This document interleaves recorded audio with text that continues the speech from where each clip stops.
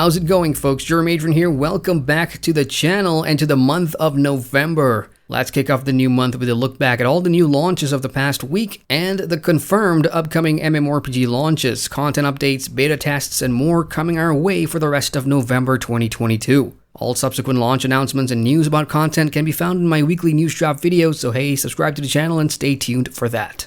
So, over the past week, several games have already put out some brand new content while others have launched, so let's quickly go over them before we check out the upcoming releases for the rest of November.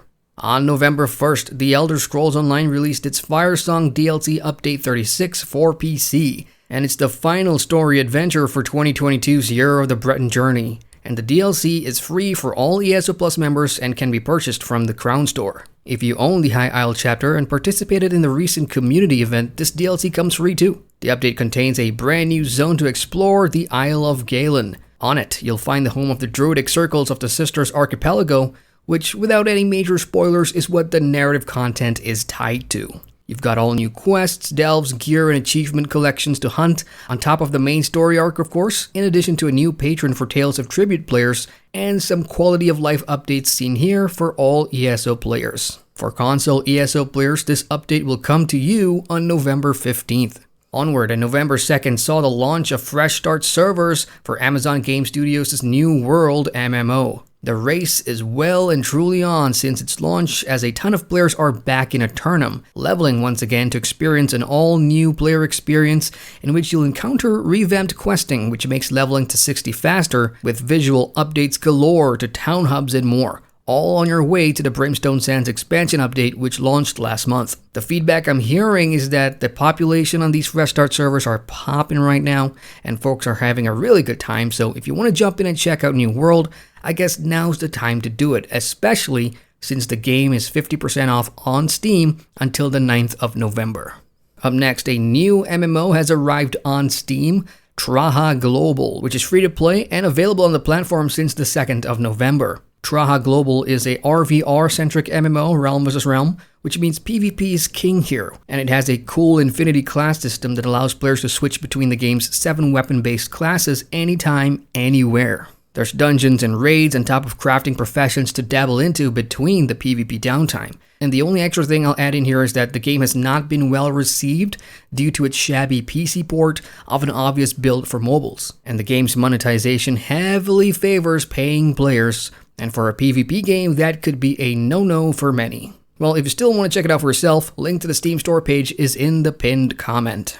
And lastly, for launches that took place this past week, TERA Classic has officially launched free on mobile devices for Southeast Asian players through PlayPark on both Android and iOS. TERA Classic, according to its developers, is a faithful recreation of TERA Online, the PC MMO which shut down this year, and it has everything you remember, like its gender-locked classes, lots of elands, and action combat for its PvE and PvP modes. I'll say the same thing I said in a previous news drop video having played it myself. I think you'll find more enjoyment in TERA private servers if you want to scratch that TERA nostalgia, because TERA Classic IMO just doesn't deliver.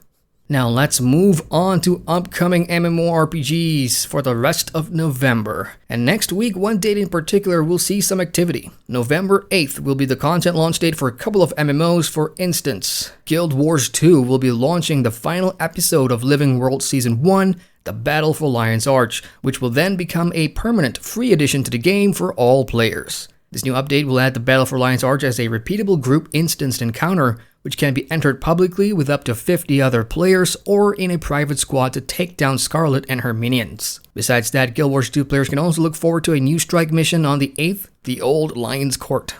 In EVE Online, CCP will be launching the MMO's newest expansion, EVE Uprising, on the 8th as well. Alongside new graphical updates that the game has been previewing for weeks now, the new update will contain some narrative-driven content too, which takes pilots to the front lines to engage other factions for territory and new rewards.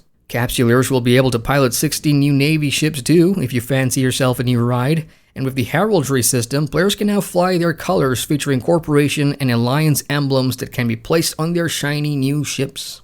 If anime-style MMORPGs are more of your thing, hey, Summoner's War Chronicles, the cross-platform MMORPG, will be launching on November 10th. If you don't know much about this franchise or this game, this entry has all the hallmarks of Summoner's War, like the hundreds of monsters you can collect to fight alongside you in your narrative-driven journey, either solo or co-op. At the game's launch, however, the multiplayer and PvP modes will be somewhat limited, but you can still progress through the main campaign with cross-platform progression enabled, so you can take your adventure from the PC to your phone and vice versa whenever you wish.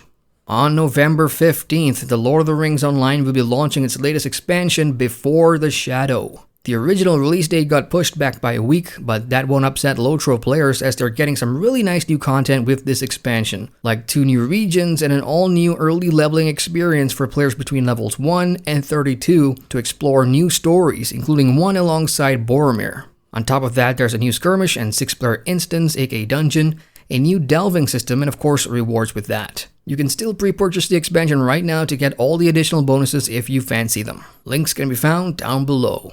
And for fans of open-world multiplayer survival-type MMOs, a new one will be coming to Steam's Early Access on November 17th called Frozen Flame. It features a big procedurally generated open world containing dungeons and ruins to explore. There's huge boss monsters, resource gathering and crafting, base building, and all the social gameplay aspects that comes with a survival game. Frozen Flame was recently in the open beta over the Halloween weekend, but if you missed it, give the early access a look, and the game has announced it will spend roughly about a year in early access before its full release. And finally, the big launch of the month arrives on the 28th of November, and of course, it's World of Warcraft and its Dragonflight expansion. Players will be able to create their Dracthor Evokers slightly earlier on the 14th of November, but the 28th is when the doors officially open to 4 new zones, all new questing and story, dungeons, the new level cap of 70, dragon riding, the new talent system, and quality of life updates to things like crafting professions and the HUD UI. There's going to be plenty of new things to encounter in Dragonflight, so in the event that you totally forgot that it was launching this month, you still have a couple of weeks to prepare.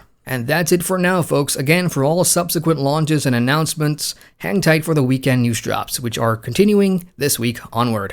If there's something I missed early in the month, hey, it's not intentional, and do feel free to share what else is coming our way in the comments down below. Wishing you folks a fantastic month of gaming ahead, and I'll see you all in the next video. Meantime, hit the like button for the love of MMOs, and feel free to subscribe to the channel and get notified whenever a new video comes out. Once again, I'm GRM Adrian, and I thank you for watching.